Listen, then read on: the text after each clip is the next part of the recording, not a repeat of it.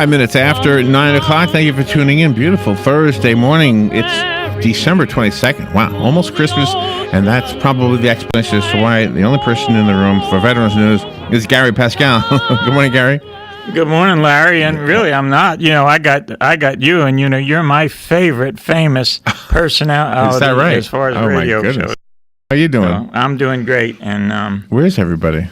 Everybody's busy trying to get us into that new building. Hank is working real hard. We want to be in there, by March. We've just got so much going on. We have so little space, and it's not that we're complaining, but we can just do so much greater things for the veterans over there. So, Hank and the board of directors and the folks are really working hard to get us in there. Yeah, it's a labor of love, right? It sure is. So keep us in your prayers about that. The fundraising for that has been going well, and of course we need to keep it on coming. So if you want to support us over there, we welcome your support, and we really appreciate it. We still need the medallions for the front of the building with the branches of service on it. So keep that in mind. And if you need something from Veterans Helping Veterans, temporarily, we're still over there on 8th Avenue, 1527 Northeast 8th Avenue. And if you need to call us, we're at 352-433-2320. And, we'd love to hear from you if you got a need. But right now, Larry, we do have some firefighters fatalities, and we have one law enforcement fatality. I think last week we had 7 law enforcement fatalities, unfortunately. The good news today is we do not have any reported Department of Defense fatalities. Starting with the firefighters, we have firefighter Reuben E. Mast, who was 43 years of age. His date of death was December 19th. And he was with the Wayne Township Volunteer Fire Department in Dundee, Ohio. And we also have Assistant Fire Chief Jeffrey A. Warsham, who's only 45 years of age, also a volunteer. His date of death was December 10th, and he was with the Whitesville Rural Volunteer Fire Department at Moncks Corner, South Carolina, and that's a very small town. I've been there, and matter of fact, when I was at E1, we built a truck for Moncks Corner, so that one kind of hit a little bit close to home. And we have an officer down also. This is a corrections officer. Her name is Lisa Malden. She was with the Miller County Sheriff's Office in Miller County, Arkansas. Her end of watch was Monday, December 19th, 2016. And I just want to close with this on the law enforcement folks, as we really support our first responders at Vets Helping Vets, just like I know our first responders support veterans. I want to tell you, year to date on this show, we have reported 138 law enforcement personnel killed in the line of duty. Our thoughts and prayers are with all these families, Larry. Amazing grace, how sweet the sound that saved a wretch like me. I once was lost, but now I'm found. Was blind, but now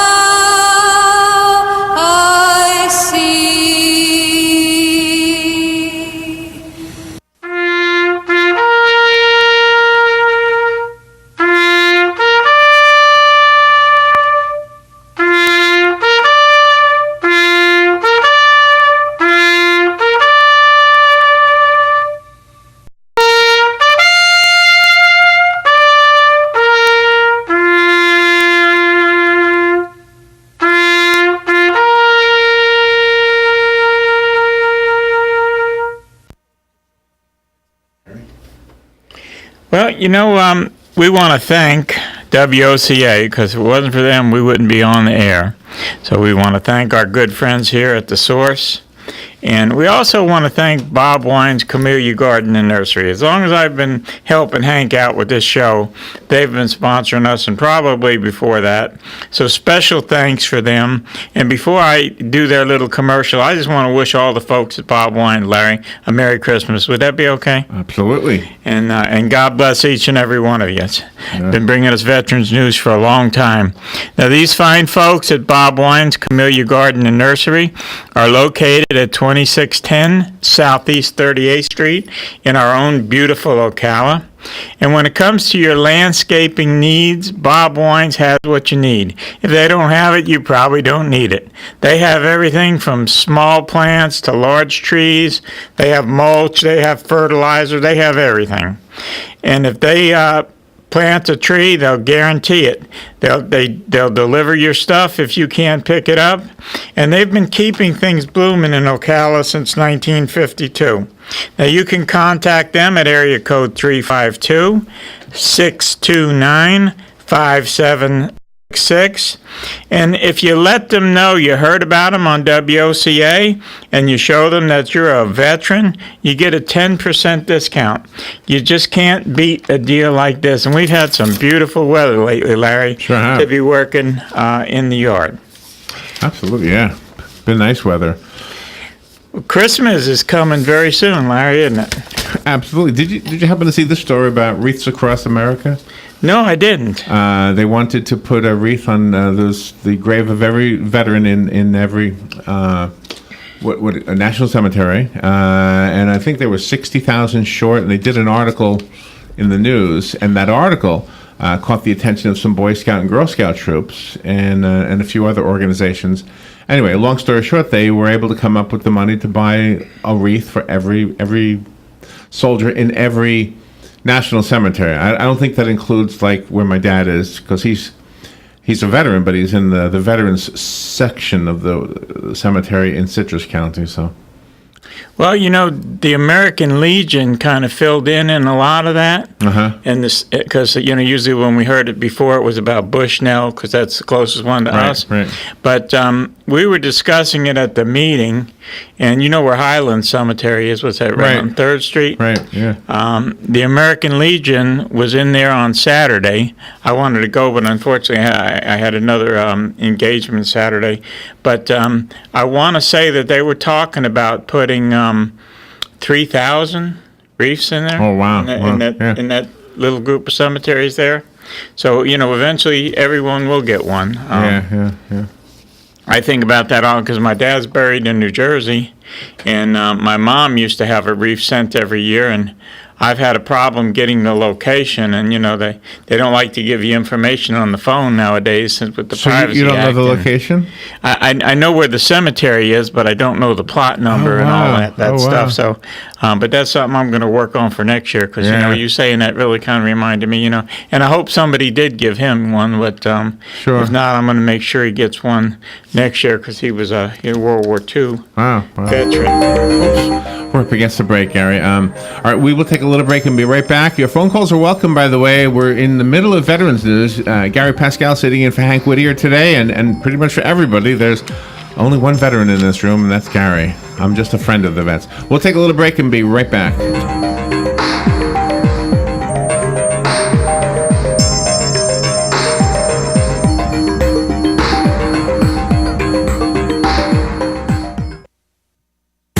Weather is brought to you by myfwc.com. Safe boating is no accidents. A warmer day today than yesterday, with intervals of clouds and sun, high 73 to 77. Partly cloudy Thursday night, lows in the 50s inland, 62 along the coast. For Friday, times of sun and clouds, high 76 to 80. Saturday, partly sunny. There may be a shower along the coast, high 79 to 83. The outlook for Sunday, Christmas Day, partly sunny and very warm with a stray shower, high 78 to 82. From the Florida Weather Center, I'm Joe Lundberg. Get in on all the great buys for last-minute Christmas shoppers now at Bob Wine's Camellia Gardens in Ocala. No matter where you look, you spot great deals like these. Perfect for giving. A lovely citrus tree just in. You'll find lemon, lime, orange, tangerine, and tangelo trees starting at $24.99 in the big 3-gallon size. Bob has a huge array of quality poinsettias. They're florist quality. They're foil wrapped, come in a gorgeous array of colors, priced from just $1.99. Great selection of herbs, just 99 cents.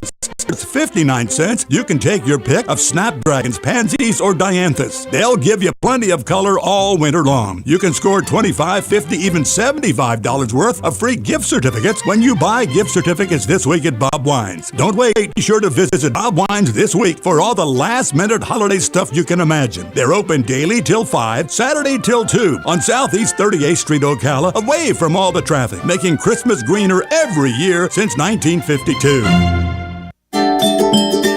If you or a loved one is suffering with knee, shoulder, neck or back pain, plantar fasciitis, peripheral neuropathy, and even tennis elbow, and would like to learn about how there are treatments that may benefit you, go to drjuanyordan.com, then listen in on the first and third Thursday at 10 a.m. and hear from health professionals doing these treatments and patients who have benefited from them. First and third Thursdays, 10 a.m. Next Generation MD, right here on The Source.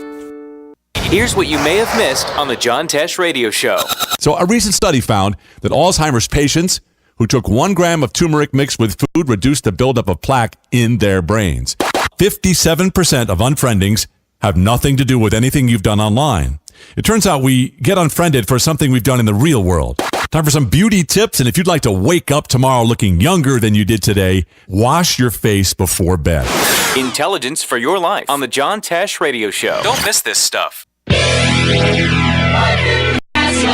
Hi, this is Vanessa Lane Jennings with the Jennings Law Firm, located here in beautiful Ocala. Join me every single Friday at 10:30 for Legal Lane. We'll be discussing various legal topics such as family law, criminal law, contracts, and much more. So this is your chance to call in with your legal questions and have them answered. That's every Friday, 10:30, right here, WOCA The Source.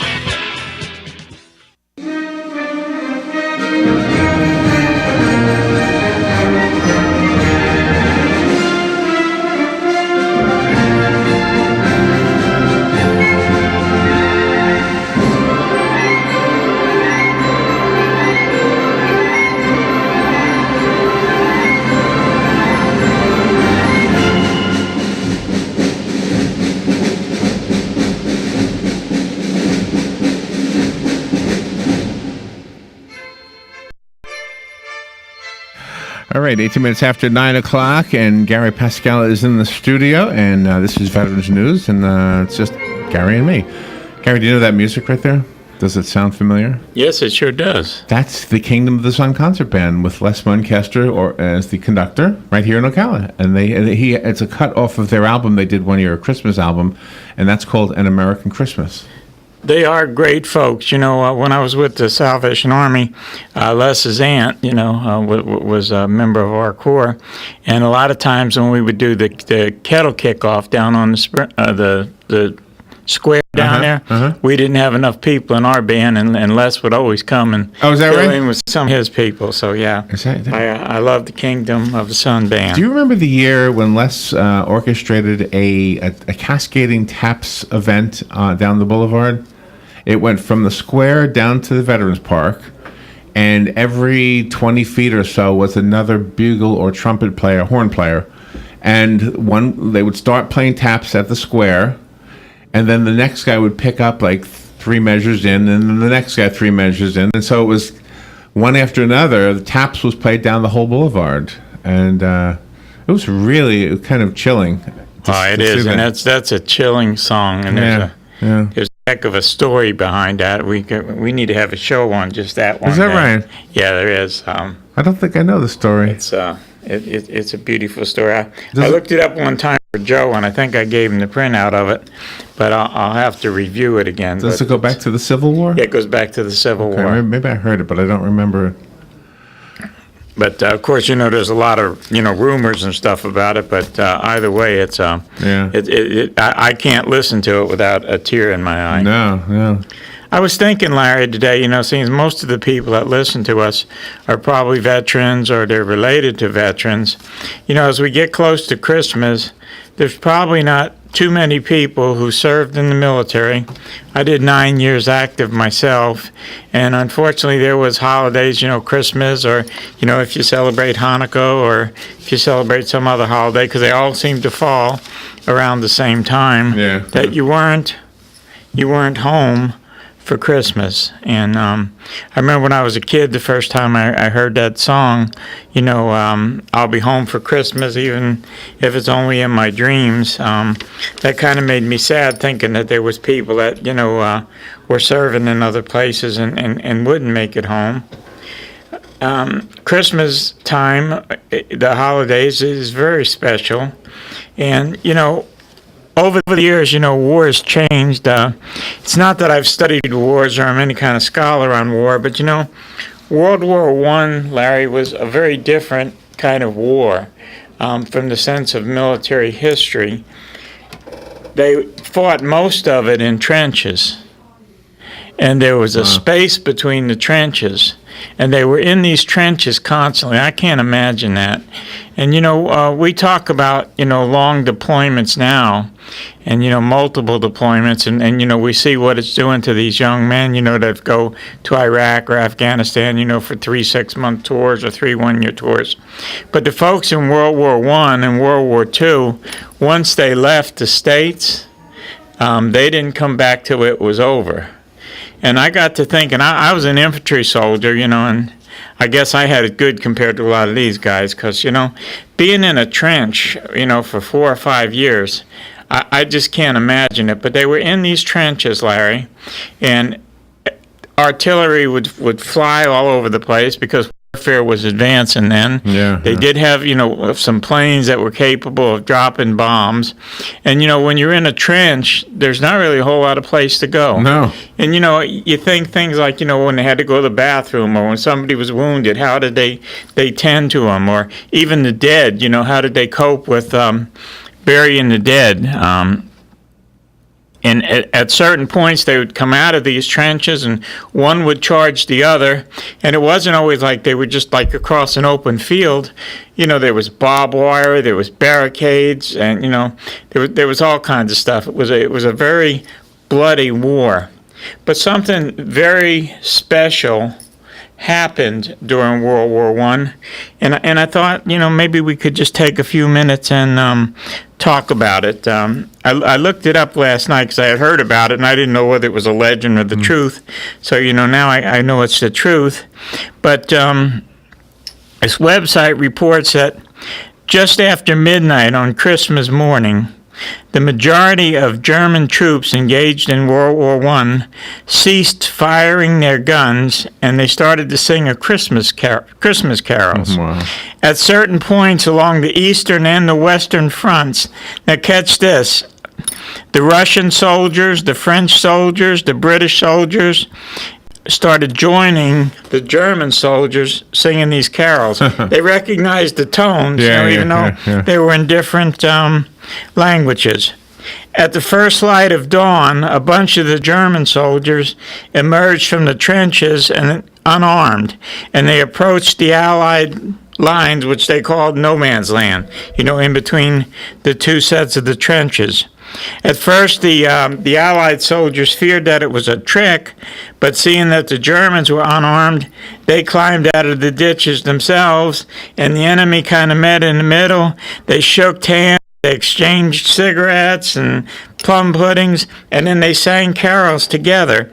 And there was even a documented account, and this I know to be true now because I researched it further, of opposing sides playing a soccer game. Oh, wow. During the break. Yeah. Now, this so-called Christmas truce of 1914, it came only 5 months into the outbreak of the Great War in Europe, and it was, of course, one of the bloodiest conflicts ever. But I thought this was just a bright spot. It sure is. In that war. And of course, they said, well, this might have happened there, but then nothing like that ever happened again. But as I researched further, And I found out that it did happen again. Oh, really? Several times in World War One. They didn't want a whole lot of people to know about it because the officers feared that they would be court-martialed, for cooperating with the enemy or something like that. However, the way they found out about this was in a lot of letters home. And the soldiers would say amazing. the things that happened. Wow. A soldier by the name of Ronald McKinnon told that he had quite a good Christmas considering he was on the front line. He said that we had a troop, and this was in 1916, 2 years later.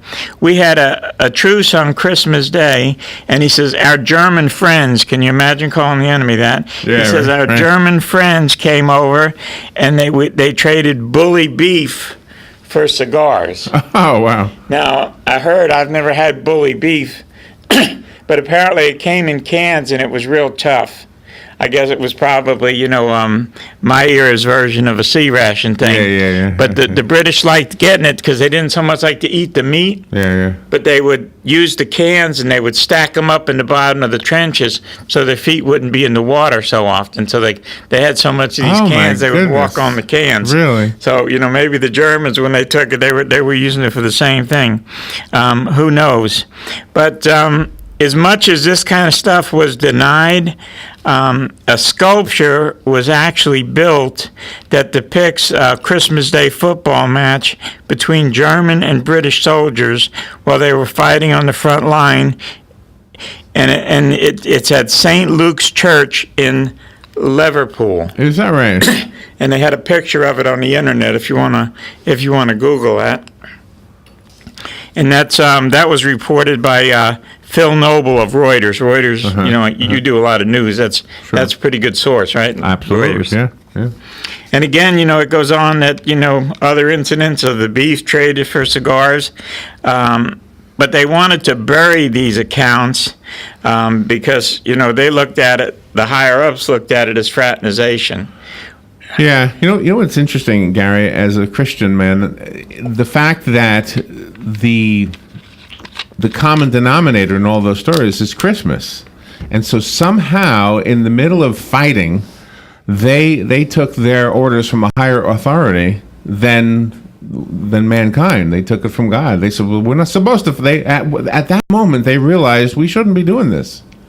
At that moment. That's right, because as Christians, we look at Christmas as the coming of the Prince of Peace. Of peace, yeah. So, how could I want to fire my rifle, on Christmas? And this wasn't in no way, a dereliction of duty or anything like that, because, when it was all over, unfortunately, the fighting went on and the killing went on and, a lot of lives were lost in World War I. Yeah. And unfortunately, that was to be the war to end. We call it, you and I, Larry, call it World War I, but the people back then just called it the Great War because it was the war to end all wars. Yeah. Now, I wasn't born in World War I wasn't born in World War II, but I've probably seen 5 or 6 wars in my lifetime since. Gary, before we end, you thank us all the time. We thank you also. We love having Veterans News on the station. We're proud to have it as part of our lineup, and every week we're so proud that you guys come in here and do this show. So have a great Christmas. And you too, and God bless you and Robin and Joe and his missus and all the folks that work here, and thank you for loving us veterans, and I hope you keep on doing it. And for Hank Whittier, I would just want to close out again with God Bless America. God bless America, land that I love. Stand beside her and guide her through the night. Fox News Radio, I'm Lillian Wu. The Berlin Christmas Market reopening for the